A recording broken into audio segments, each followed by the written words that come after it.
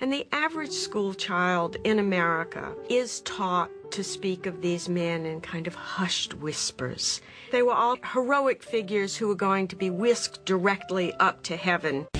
In fact, everyday visitors to the nation's capital can walk into the heart of the rotunda, look up to the ceiling of the dome, and see a painting called The Apotheosis of Washington.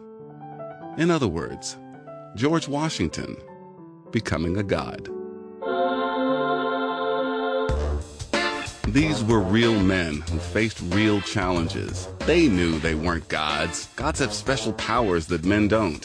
And they didn't trust any man who wanted the power of a god or, say, a king. Many of them would blush or be embarrassed by the way we look up to them now. Well, some of them would anyway.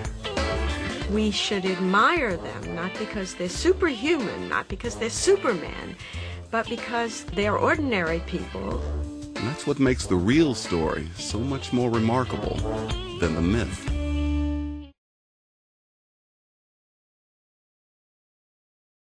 For thousands of cases just like this, the story ends here, walking into prison and doing the time.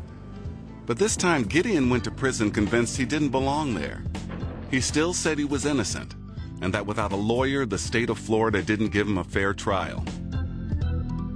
So he did something most people would attribute to insanity or fairy tales. With a pencil and a prison notepad, Clarence Earl Gideon wrote a petition to the Supreme Court of the United States. The Supreme Court has a category of cases it calls informa pauperis cases. That means cases brought to the court by people who are too poor to pay the usual fees. Gideon's was handwritten. It was a letter on lined prison stationery. You couldn't imagine a simpler, more elementary way of getting to the highest court in the land.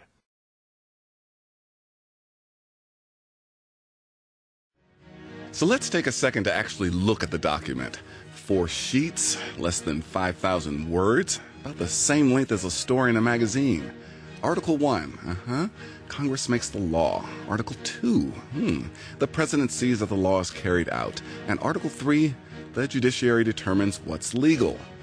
The separation of powers seems so simple on paper, but the framers wrote it for real life, and they knew it could get ugly. Who's got the power? The framers knew this. At some point, everyone wants it. And they were most afraid of men who would become president and then try to behave like a king. This cartoon is not actually a king. It's President Andrew Jackson after he had a fight with Congress.